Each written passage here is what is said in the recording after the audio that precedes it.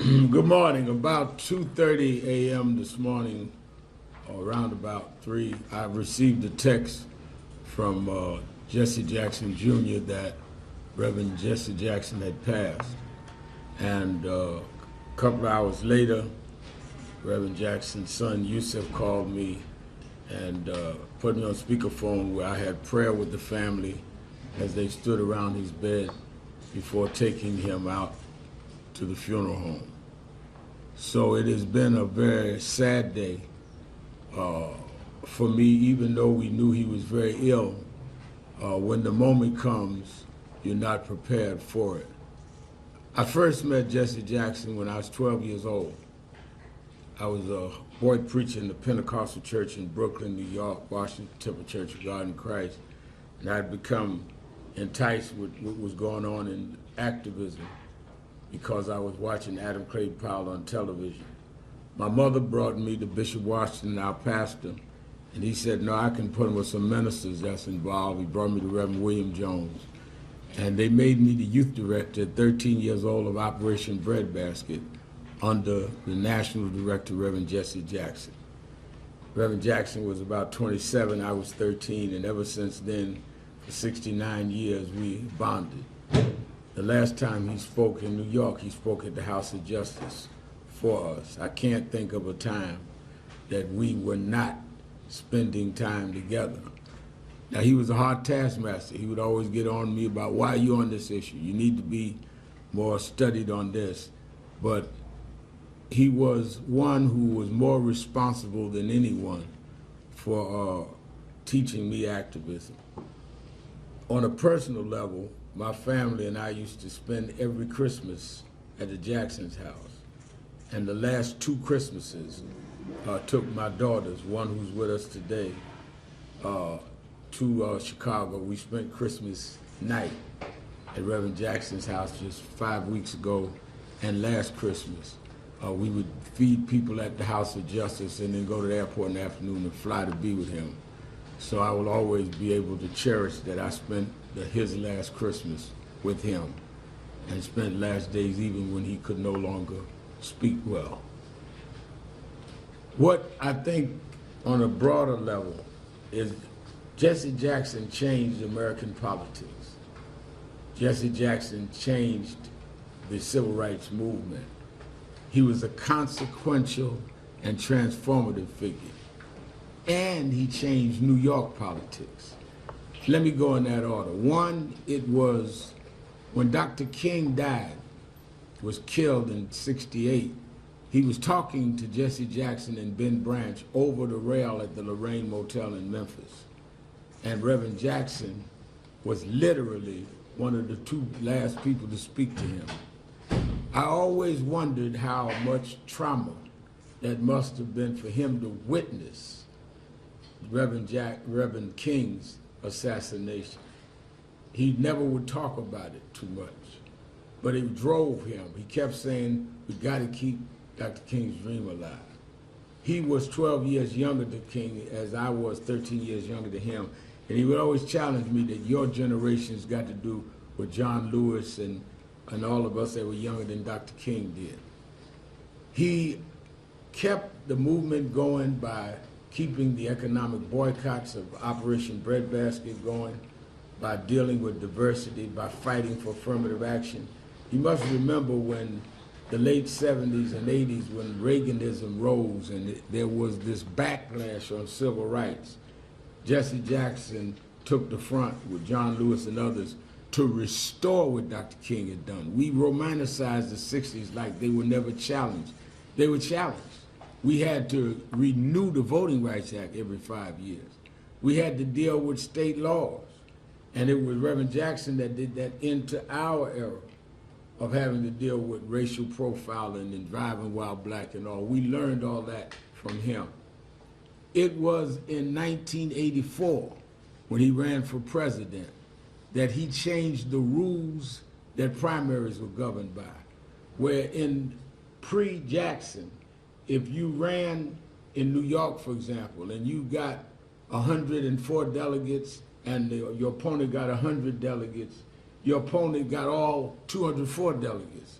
It was Jesse that made it be, no, you get your 100, they get 104. With him changing it to proportional delegate representation is how Barack Obama was made the nominee. Hillary Clinton won more big states, but he was able to accumulate more delegate votes. So he literally changed the party in '84. And then in '86, the midterm elections changed because he had registered so many new voters that had not been calculated before that many of the states turned, and the U.S. Senate '86 became Democratic control and maintained a lot of the things that we would have lost under the Reagan era because Jesse Jackson registered those voters. In '88, he ran again, got 7 million votes, won the city of New York. It was his '88 race where he won the city, he lost the state to the caucus, but he won the city of New York, which made us believe in '89 we could win, and we did by electing David Dinkins.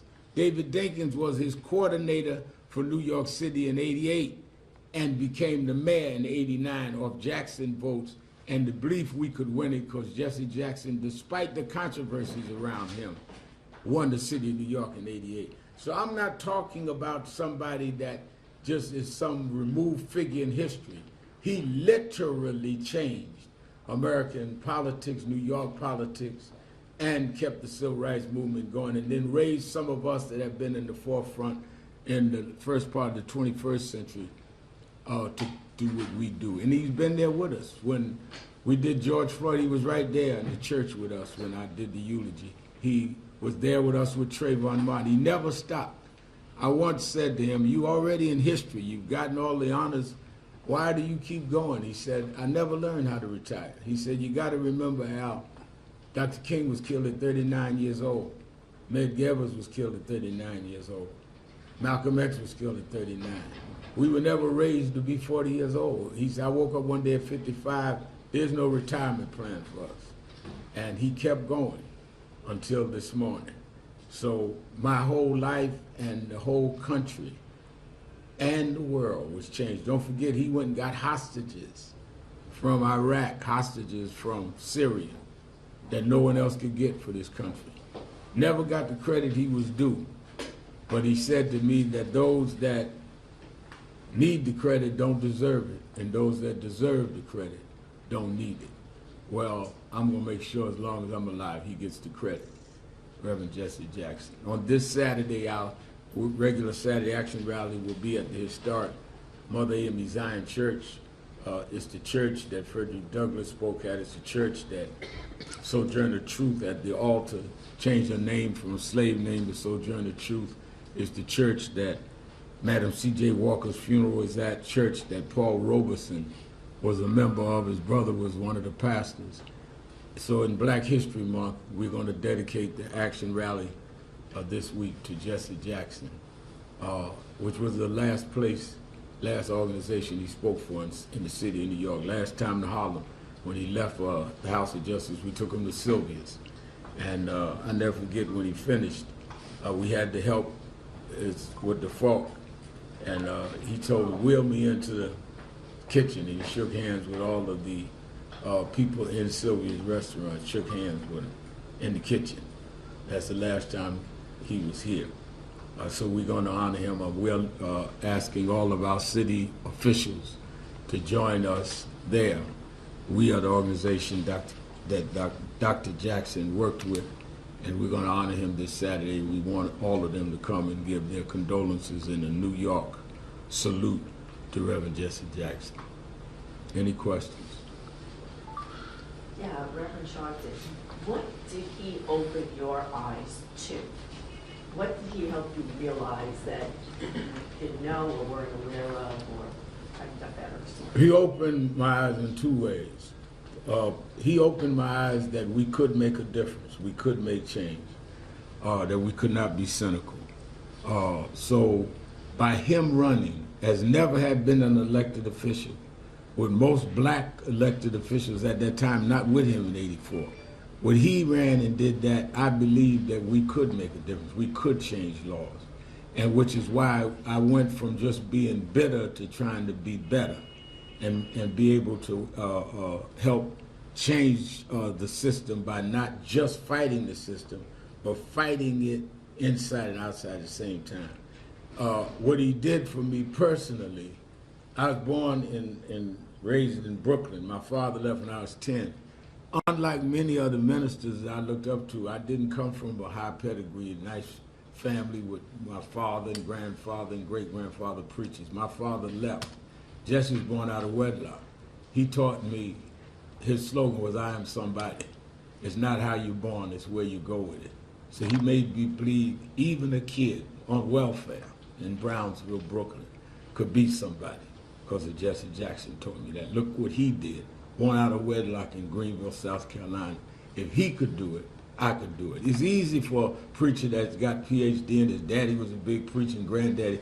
It's easy for him to do it. It wasn't easy for Jesse. And he taught me that it didn't have to be easy for me, but I can make it anyway. Good morning, I'm Sharpton. I was just looking at some of the archived video this morning. One of them that just popped up was the March of 1995 against the social service cuts against Governor Pataki. What do you remember? Take us back to that day and what you remember about how powerful that day was with Reverend Jackson. In 1995, they had cut the budget. Pataki had just been elected in 94. And I decided we were going to do a 10-day walk from New York to Albany. And we started at the Canaan Baptist Church where Wyatt T. Walker was pastor then, Dr. King's aide, and we'd walk 1.5 miles a day. Reverend Jackson flew in and said, "I'm going to start the march with y'all and finish with y'all." And I said to him, "Oh, you're not doing all 10 days?" He said, "I'm not overweight, you need to walk." So we would laugh about that. And he met us in Albany. And we marched on George Pataki and got a lot of the legislation restored. That's how much he had local impact. He worked a lot with 1199, he worked with National Action Network, but he would know, he would call me. We used to talk at 6 o'clock every morning. He would call me and say, "What are y'all doing about this referendum?" I said, "How do you know about that?" But he was constantly kept his hand on the pulse on what was going on around the country. Reverend Sharpton, can you speak to how he was a bridge between generations, Dr. King's generation, your generation, and the generations today of the social justice movement? I think that Jesse Jackson was a bridge that was not given credit for. He was the youngest person on Dr. King's staff, so he was attractive to people like me that was a generation behind him, because he was more hip. He used to wear a Martin Luther King medallion. That's where I got that from. And he used to wear a vest. I never saw him wear a suit and tie until about 1972. And he had a big afro. So he wasn't the style of the conservative preachers like Dr. King was. And he then was able to understand our generation of saying no justice, no peace, rather than I am somebody. And he was the bridge that would say, "But let us get something done." And he would be there. So whether it was in the 70s and 80s where we were fighting around the issues of Howard Beach and Yusef Hawkins, which he came in and visited the funeral home with me at Yusef Hawkins, or then later in the 21st century, if it was Trayvon Martin, he came and stood with us. He would stand behind us as much as he would lead us, but he would stand behind us. I used to say he's leading from the back now, because he'd be there. And I think that he was never threatened by those older than him or younger than him. He just wanted us to keep our eyes on the prize. And what about his commitment to peaceful protest and peaceful change at a time when there was a lot of violence? He was adamant that we always keep nonviolence, because he said you're going to, first of all, he said you must have the moral standing that those we're fighting don't have. And if you become as immoral as them, not caring about life and the like, then you're not fighting a cause, you're fighting for who can have more power. So he definitely would always say that, and he would always say to me, if he heard I was getting ready to do something, "Al, make sure that there is no violence. Make sure that you don't step outside of Dr. King's principles." And I think he also would always reprimand us about language, not only violence in terms of physical, but your language must communicate justice, not revenge. He was very, very hard on me about that. Reverend, good morning. What would you say to those in the media, elected officials, others who are efforting to define Jesse Jackson's legacy in depth by criticism, controversies that he had during his life, as opposed to the lifetime of accomplishments that you talked about briefly? I think that there will be those that will raise the controversies, and they will raise some of the things that they would consider negative.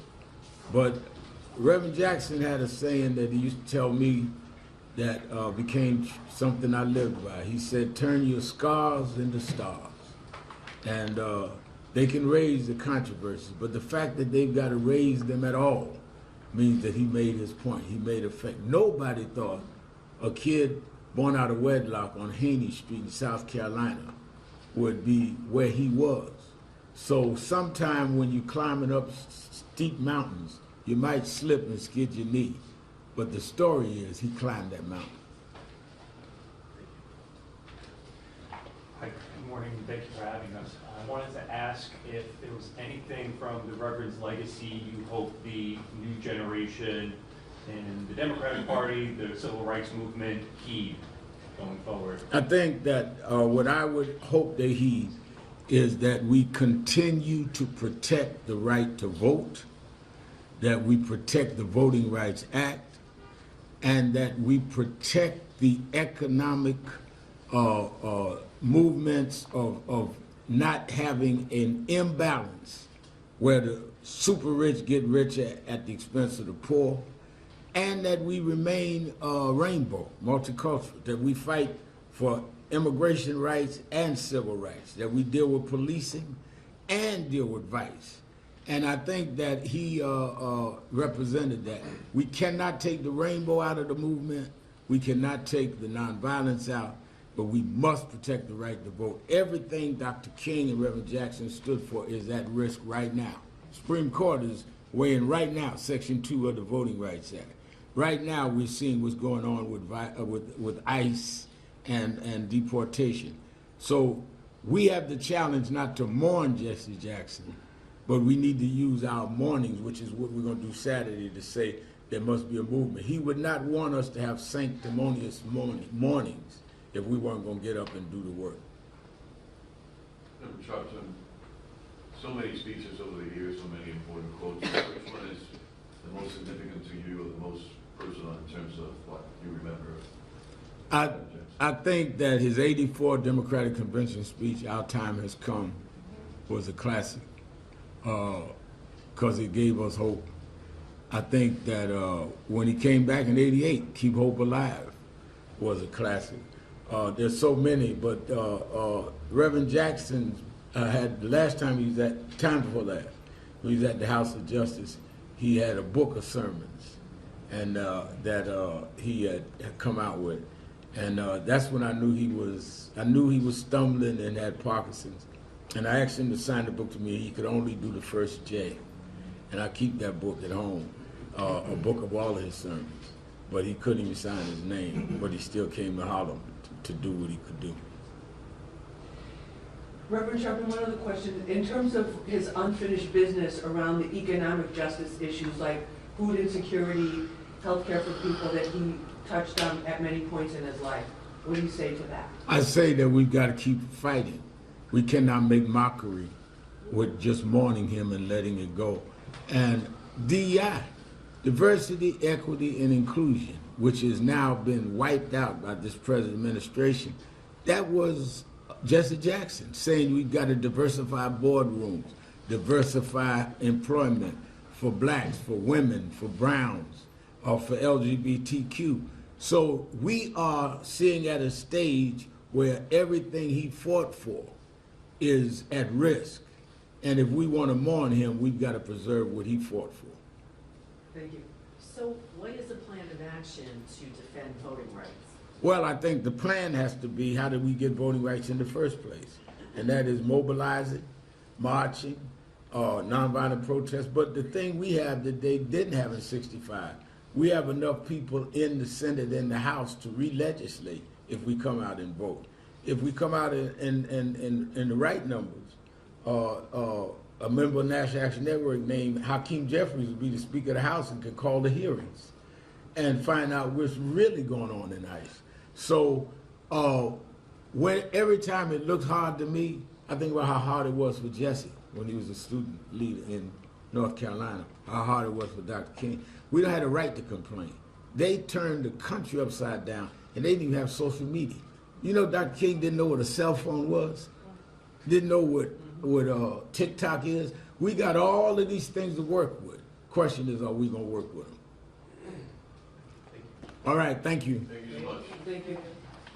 This is Reverend Malcolm Bird, who pastors the church that we're at on Sunday. He's also COO of National Action Network.